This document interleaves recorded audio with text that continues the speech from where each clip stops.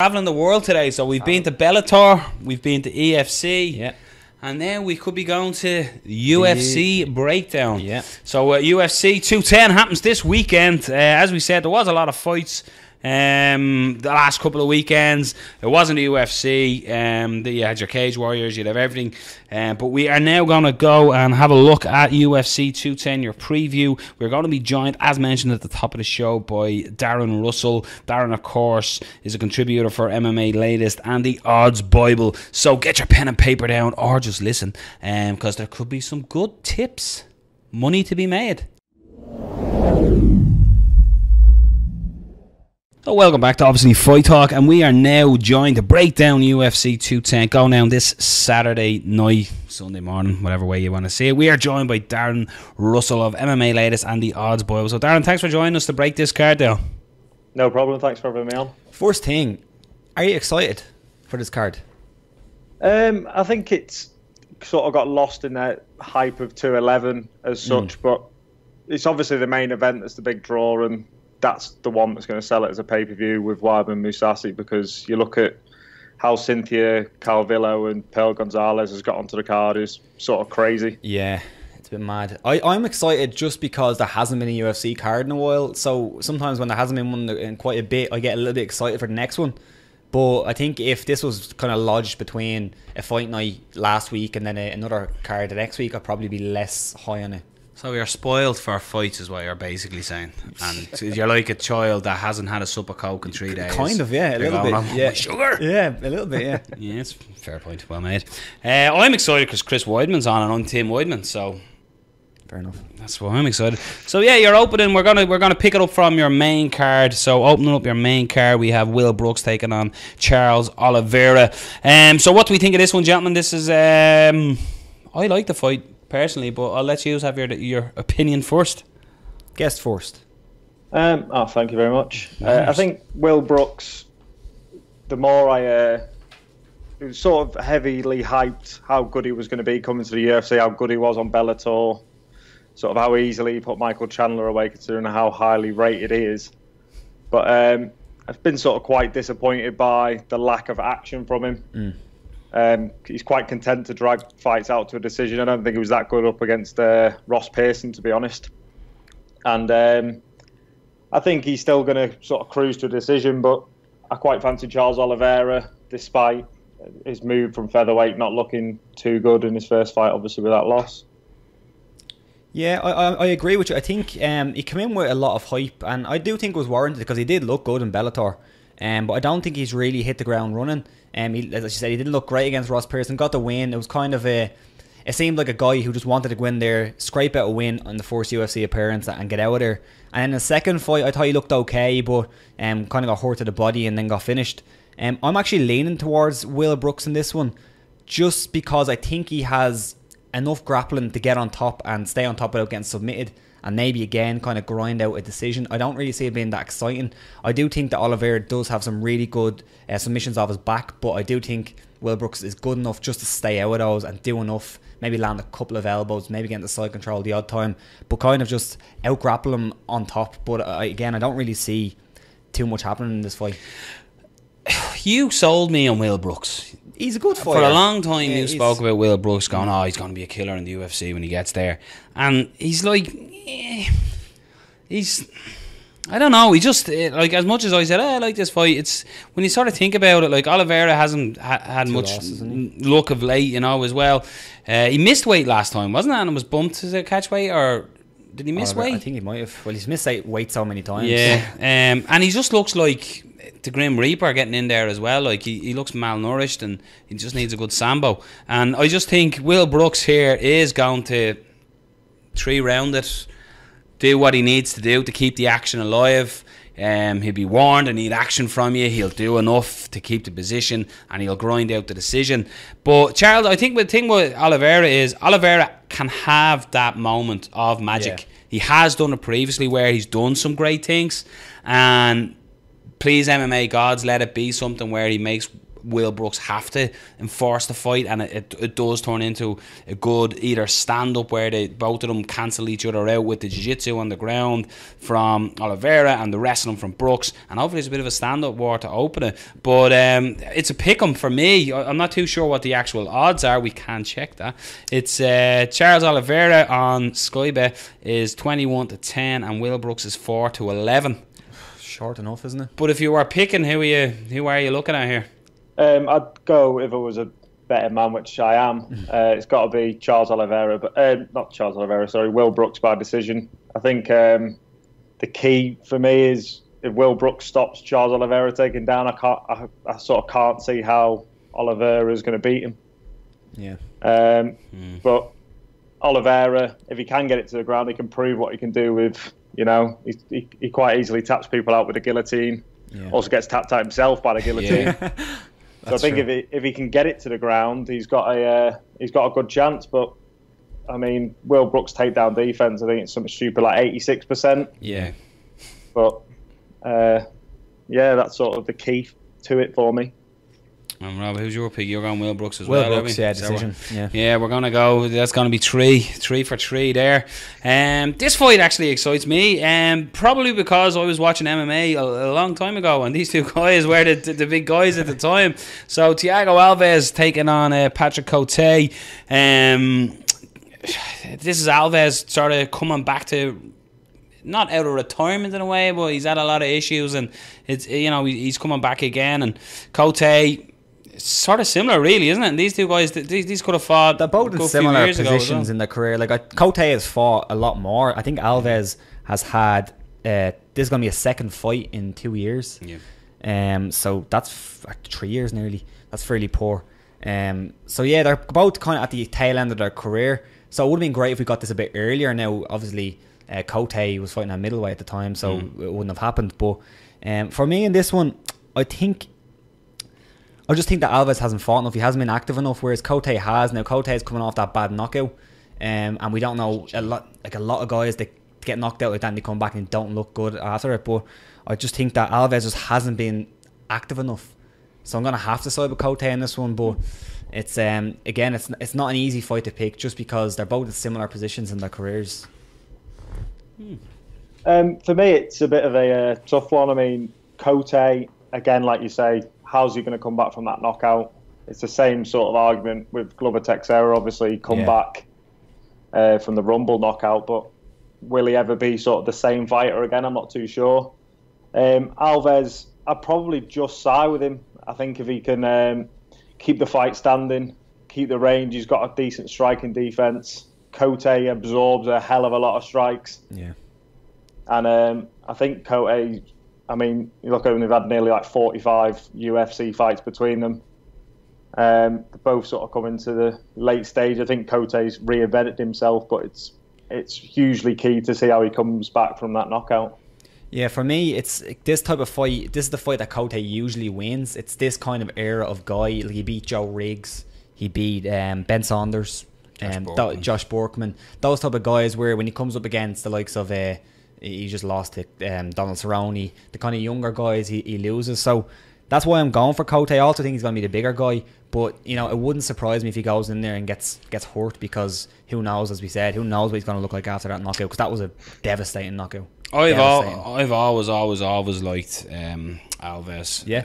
I just like his style. He can mix it. Like he is known predominantly as the stand-up guy as well. I like his Muay Thai. His kicks can be vicious. He can be vicious in the clinch. I always talk about an expiry date on your chin. Not that what Côté was finished with by Cowboy was an expiry, but I just, coming back from that type of defeat, I just think Thiago Alves here could be the hungrier guy. Bit of a chip on his shoulder as well, a lot to prove. Coming back, you know, he's had losses. Carlos Condit beat him, Jim Miller beat him. So I just think Thiago Alves coming back. I like Alves in this one. I think his Muay Thai is going to get him over the line, and I'd say a stoppage maybe in the third round here for Thiago Alves. Thiago Alves outright. He's about 5-1 for a knockout, which I thought was Thiago Alves incredibly good value. Yeah. Oh well. He's 11-8 to actually win the fight. Yeah, 5-1 for a knockout or TKO. You've torn me. I'm going Alves knockout. Was that easy, was it? Yeah. Easy. Show me the money. So yeah, I've gone Alves. What way did you go? I'm going to go Côté for the win, but I might throw something on Alves knockout because that's a good price. Classic Rob. Classic Rob. Sit on the fence. And Darren, you were going with Alves as well, are we? Yeah. And you fancy the KO? Second or third round, maybe. Ooh, there you go. Yeah, there, folks. Get on that 5-1. Yeah, I'm writing that down as a reminder for myself. Your next bout then of the evening. We move into the women's divisions. We got Cynthia Calvillo taking on Pearl Gonzalez. I'm gonna throw this one to you guys because Carl loves the women, but I thought that Calvillo was quite good in the last fight. That was the one where she got that transition from darts into back, which was absolutely amazing. But she's 4-0, and I believe Pearl is 6-1 or something. So it's kind of difficult to really make an educated pick because there's barely any tape on Pearl, and there's limited tape. The only fight that I can really find is that last one for Calvillo. I'm gonna go for Calvillo because all I've seen from Pearl was that she grappled in her fights, and she was against really lower level competition who didn't really look good, making mistakes in positions, and it wasn't a good look. Whereas Calvillo really impressed me with her jiu-jitsu in the last fight, so I have to go with Calvillo. But I do agree, it's kind of a weird one to be on the main card. There's definitely fights on the card that could be put into this position over this one, so I do agree with you there. But I'm looking forward to seeing Calvillo because I think she's a bit of a prospect in the strawweight division. Yeah, I think it's a weird one to put it on a pay-per-view. It's as if they don't want to sacrifice the quality of the prelims. Yeah, maybe. And I think bumping up, I don't know, maybe, you know what I can think of is maybe the Jan Blachowicz and Patrick Cummins fight that could definitely replace it. But how many pay-per-views would that sell? You know, how many people would? It's not particularly a fight that's. It's not going to sway either way. You're not going to get people to buy, but it's more of a stature thing or a status thing to be on the main card, I suppose. That's it, and I think Cynthia Calvillo, like you say, she's only 4-0, and Pearl Gonzalez first fight in the UFC, and she beat Courtney Casey before, which is a bit of good experience for her, and she's obviously a little bit more experienced, but I think it's going to go one way or the other by submission. I'm not sure which way it's going to go, but that's 2-1 for either of them to win by submission, which I think is a pretty. Noel's just writing out all these odds and reminding himself. But it's also a mad. There's a weird market bet Victor offering, which is for the quickest fight on the main card, and this is at about 11-2. I can't see many fights being finished too early. Yeah, but I think both girls would be quite eager to put on a show. Yeah, and try and get a quick stoppage like Cynthia did in her first fight against Landa Cooper. Yeah, I think as well here, obviously coming out of Team Alpha Male as well, Cynthia. That I think the UFC. Let's be honest, they like pretty girls fighting that they can market. This could certainly be a tactic. Now, I'm just saying, you know what I mean, what they could be thinking. But no, let's be honest, they done it with Paige Van Zandt. It didn't work out that great. She's good. It still is. Yeah, she's a good dancer. But it could be a tactic they're doing to build them up for future. The likes of, they've done it with Mickey Gall and stuff, promoting them, putting them on. Mickey Gall's a pretty girl. He's a pretty boy, and so is Sage Norco. They're putting them higher up on cards where their record would perceive they should be. Yeah. So I think certainly that could be the UFC's thinking in Cynthia. We've seen it blow up in their face with trying to promote like Ronda as much as they did. They didn't put as much promotion into Amanda Nunes. We all know how that went. I think this could be the UFC just excuse a terrible pun, boxing clever by putting the two ladies on the card at this point. But I'd go with Cynthia because I think they are going to try push her. I don't know anything about Pearl, to be perfectly honest. So I'd go with Cynthia just because of that transition. To be perfectly honest. Good work. So I'm going with Calvillo, and are we all going that way? I'm going to be different and go for Pearl just based on the experience. And look out for an arm lock maybe. Yeah, I've seen that on the record there as well. And what way are you shouting? I'm going to go with Calvillo. Calvillo as well. So Rob's with me. Your co-main event of the evening is Chris Needs a Win Weidman taking on Gegard Mousasi here. I think this is a great fight. Ranked 4 and 5 in the division. Gegard is on an absolute tear at the moment, and Chris Weidman is not. Has ran into a wall in his last fight, basically. I don't think he would have been as hurt if he ran into a wall. So what do we think of this, the co-main event of the evening? I think it's such a pick and fight. It's so difficult to sort of. It's for Weidman. You've sort of got to look at how is he going to win the fight, bar being cautious, because that's basically what caught him against Yoel Romero. He was fair and okay. Yeah. And all of a sudden gets caught by the flying knee. But he's got to. I looked through Mousasi's stats before, and he hasn't been taken down in 7 fights, which it's got to be the key for Weidman to sort of win the fight. Use his wrestling. The last person to take him down was Jacare, and that was 2014. Yeah, Jesus. Yeah, so I mean, and Weidman's the key to that is as well. He's not really utilised his striking as much as he did in his earlier days, pre to him getting the title shot. It's like he's sort of cautious to use his striking. It sort of got him to the position he's in. Yeah, and I think he needs to sort of get back to finding that range. But I'm just struggling to see how he can beat Gegard Mousasi. Yeah, it's a weird. I do agree. It's a pick'em. Like, I think experience is weird because people always forget how young Weidman is in the sport. Like, Mousasi has around-ish 3 times more wins than Weidman has fights, which is insane to think about. Like, Gegard Mousasi has been everywhere, and he's so experienced, and this is probably the best run he has in his career. Yeah. Traditionally, though, the type of fighter that Mousasi loses to is someone of Weidman's stature and someone of Weidman's style, someone who can grapple him, who can kind of stop him getting into his game. The likes of a Jacare, the likes of a King Mo. But again, that's a long time ago. Just that's 2014, 2015, then even earlier for King Mo. So it is a difficult fight to call. Who knows what Weidman's going to look like? 2 knockout losses in a row, and that's always a big thing. So I can't pick just yet. I need to think about it more. So you can talk for a little bit. I'm going to throw into it. I think Chris Weidman in his last 2 fights, in a way, has been unlucky. Hear me out. Luke Rockhold, for example, he was winning that fight, and then for some reason he thought he was Jackie Chan or Bruce Lee, and he tried to throw spinning shit. I thought it was a close fight, but I think Weidman was winning the fight. But then he got pummeled. Yeah, Luke Rockhold took full advantage of it. How that fight didn't get stopped and he was allowed to walk back into his corner and come out for the 4th round was beyond me. Then Yoel Romero, it was again a competitive fight, and then that knee, that's putting the tank down. Never mind Chris Weidman. And I think going into that fight, of course, it was the historic New York card that Chris Weidman pushed for an awful lot. He was a big ambassador for MMA coming to New York. I think there was a huge amount of pressure on his shoulders going into that fight as well. So I think you have to look at that as well. Gegard Mousasi. Normally when I'm breaking down Gegard Mousasi fights, Darren, I just go, I don't need to break this down. Gegard's just going to win. But with this one, Gegard can turn up, and then other times he's just off. He's like, you know, it just the switch just doesn't flick for him or something, and he just doesn't have it some nights. And I think fighting Chris Weidman, I think this is going to be, you know, you were saying Weidman's gone away from his striking.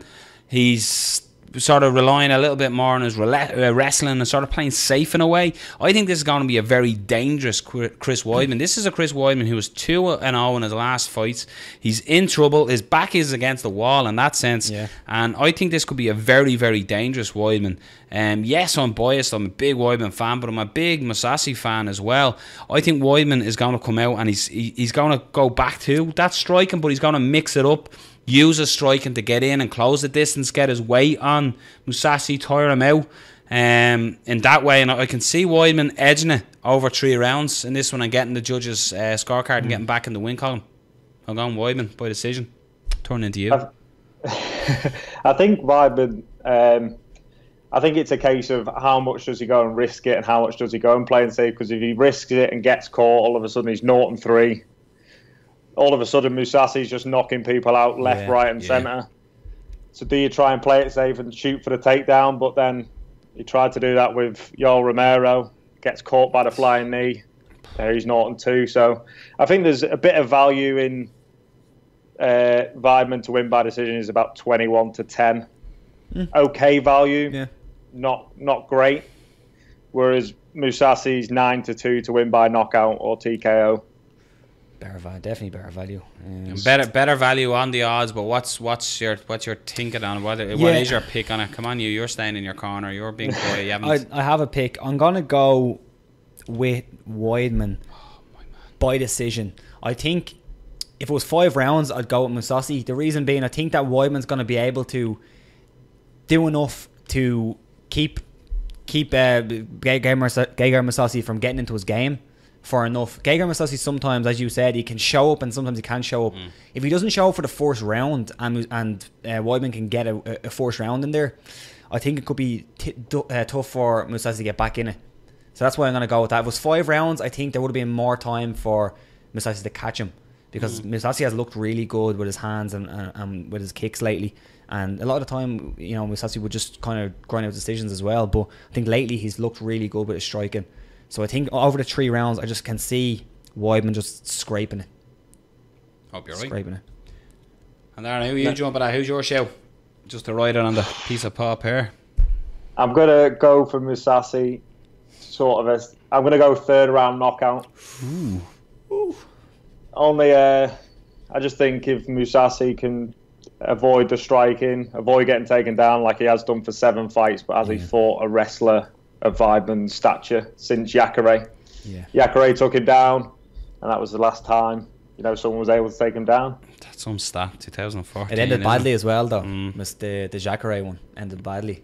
Exactly. Yeah, so great fight. I really like this fight. Your main event of the evening, the tasty one. You got Daniel Cormier defending his title against the number 1 ranked opponent. Against him is Anthony Rumble Johnson. Obviously, they're doing it again. The first one, DC gets the nod. Again, obviously, the big question the last time was Anthony Johnson, his own corner, was screaming, "Do not give up, don't quit." That must have just absolutely steamed up Daniel Cormier hearing that when his corner shouting. But Rumble Johnson has got what not a lot of people have. He's just got this death touch. He landed the death touch and Cormier's spirit rose and somehow stayed in the fight. So do we see it playing out any differently here? I think it's, again, like you say, Rumble threw the best shot he could. A lot of people haven't been able to take it, but Cormier took it and got back up. It's a question of how much does Anthony Joshua, not Anthony Joshua, sorry. That'd be a completely different fight. Anthony Johnson, what does he put into going out there to finish him, or does he focus more on taking his cardio into the latter rounds? And I think big reach advantage, but Cormier can drag fights to the later rounds and even to a decision if he wants to. Yeah, it's what I find tough about this one is what adjustment will Anthony Johnson make, because there's a lot of people talking about he jumped on him and he gassed out.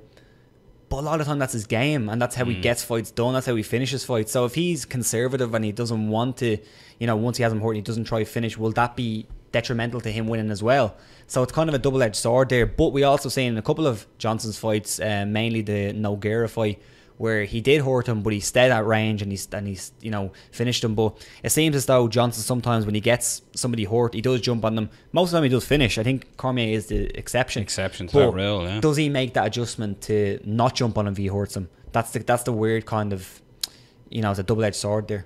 I think Daniel Cormier is a special fighter. I think Daniel Cormier would be spoken a lot more higher in people's opinions if there wasn't a man called John Jones. I honestly feel Daniel Cormier is underestimated, and in a way, like by everybody in a way. Like everybody will even question, is he really the champion because John Jones isn't there? But I honestly think Daniel Cormier is one of the best fighters on the roster at the moment. He has this style. He can kickbox with you. He can take you down. His wrestling, like what he done throwing Dan Henderson around. It looked like, you know what I mean, a grown man with like a child. The way he was throwing him around, picking him up and slamming him, and like. It was like a wrestling match. Yeah, he took Anthony Johnson down and grinded him out and beat him up. Like a lot of people talk about like he got hurt at one stage by Anderson Silva, but you look down what he done to Anderson Silva. Like Anderson Silva, yes, it's not Anderson Silva from a few years ago, but I just think Daniel Cormier is a special type of fighter. He can do it all. He's a stunning mixed martial artist, and I just think he has Anthony Johnson both mentally by the whole don't break thing. Like, Anthony Johnson knows if he doesn't put him out, that DC will be in there for 25 minutes. Well, that moment, I'm not sure if it was the end of the first or second when Cormier was all over him and he was on the ground and he was landing the big shots, and when he stood up, and then you could see Johnson standing up, and he found it difficult to stand up. There was blood running down his face, and it looked like he was just a broken man, and it really did. And that's no disrespect to Johnson, but that's what it looked like. And then obviously we seen what happened in the rest of the fight. Like, you cannot rule out, you know, these 4-ounce gloves. Anthony Johnson lands on the chin. You can't rule that out. Like, Anthony Johnson is so explosive and powerful, and but I don't know. I honestly think if John Jones didn't exist, I honestly think Daniel Cormier would be spoken of so much more. And I want Cormier to beat Johnson to get him to fight John Jones if John Jones puts the white powder down. I just want to see Daniel Cormier beat the brakes off John Jones. Cool. Well, that's it. It's I was at UFC 200, and the way the crowd booed DC, I was just stood there like, what is going on? You know, who expects someone who's a wrestler to go and stand and trade with Anderson Silva? It just doesn't make any sense. And it's again, like you said, when Johnson's corner turned around and said, don't give up, the switch went in Cormier's head to know he was on the verge of giving up. And it was such a lazy, easy way to give up that fight, which, again, it's got to question his cardio. If that was only in round 3, what can DC do in round 4? I think the odds, obviously, Anthony Johnson's big odds to win by. Everyone's expecting KO round 1, round 2. He's about 13-2 to win in round 2. Tasty. Not bad odds at all. No. DC's about 13-2 to win by decision. So pretty even, but which one would you more side with, you know? What's Cormier on the TKO knockout? I'd be interested in that. The latter rounds to get the job done in 3 rounds. Let's say round 3 DC knockout or TKO.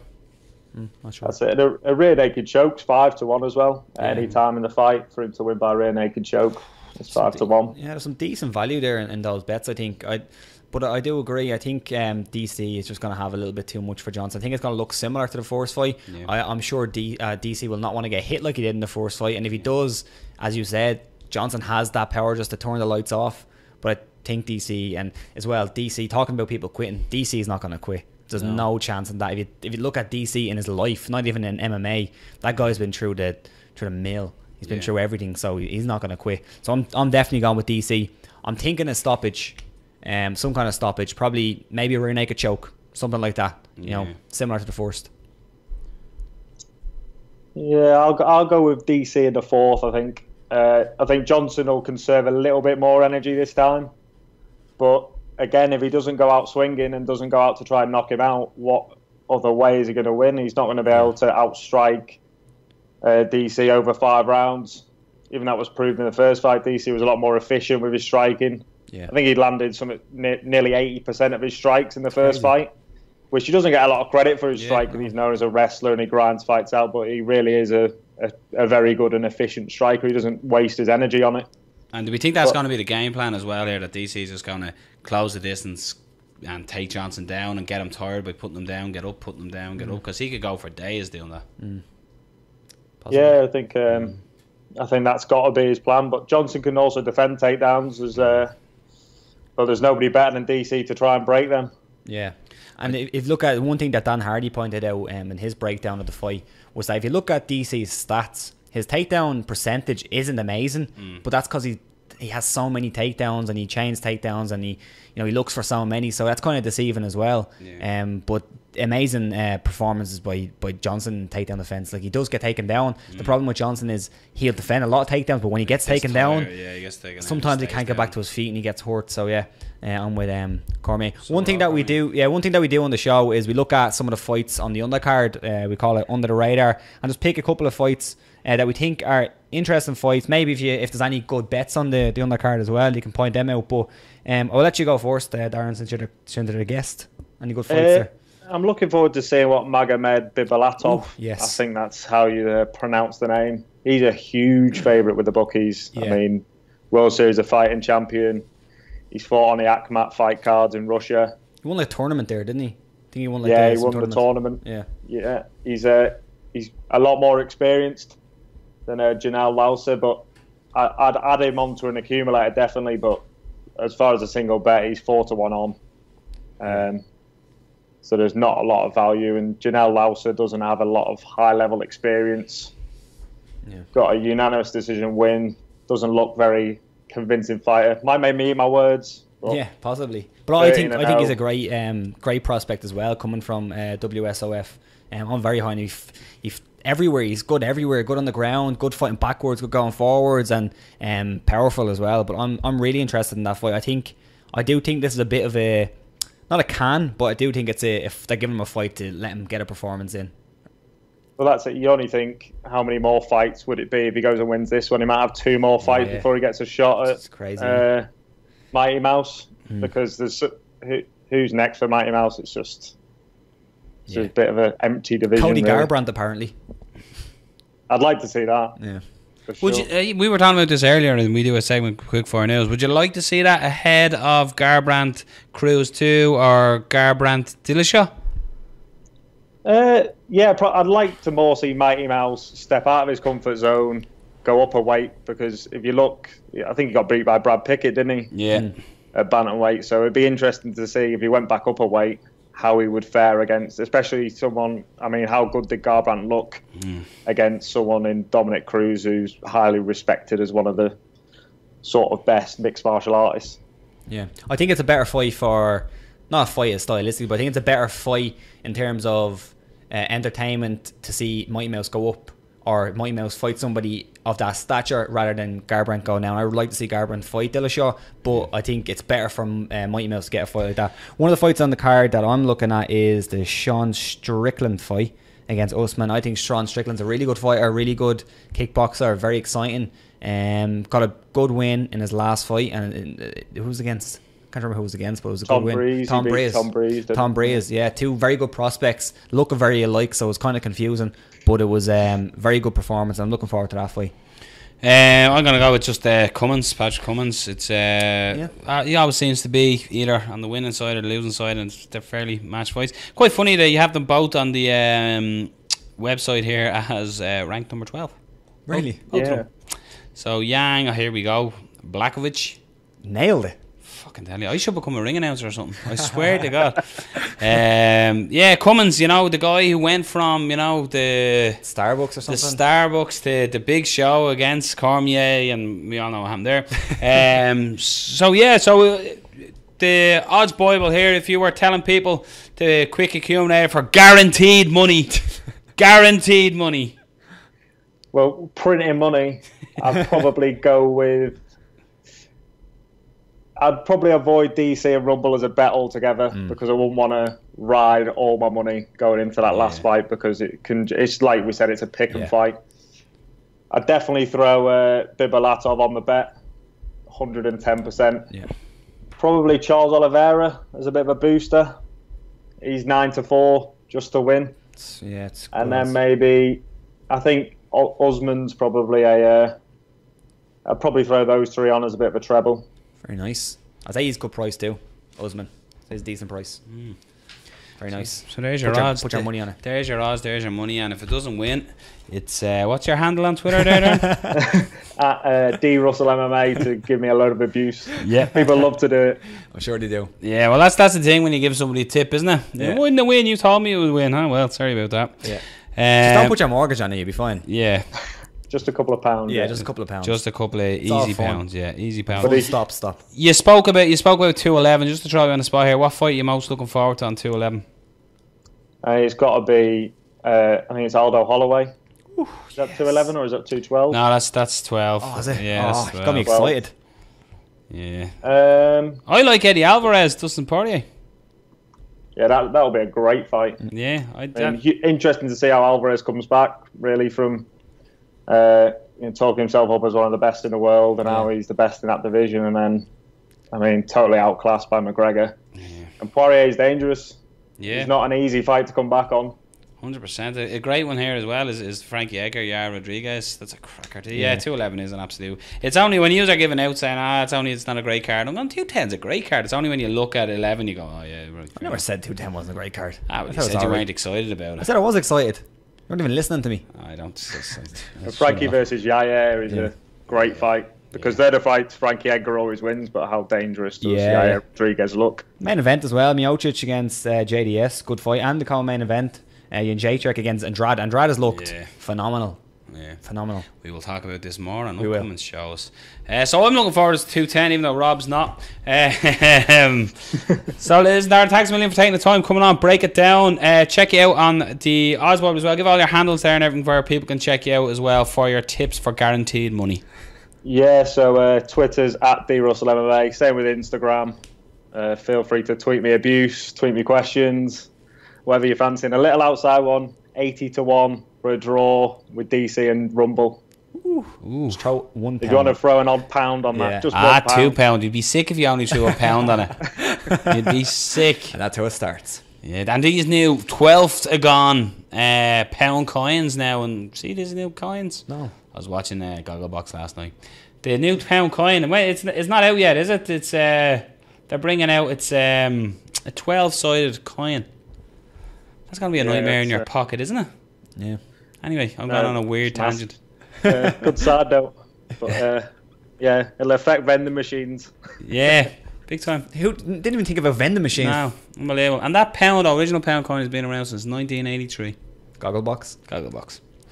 That's where I get all my knowledge. Listen, Darren, thanks a million for taking the time. We look forward to criticising you if your bets are wrong, or we also, in the same hand, look forward to thanking you for making us guaranteed money. So again, thanks a million for coming on. Thanks for having me on. It's been great. Thank you. Cheers, man. Take care. So there you are, folks. Guaranteed money in the bank.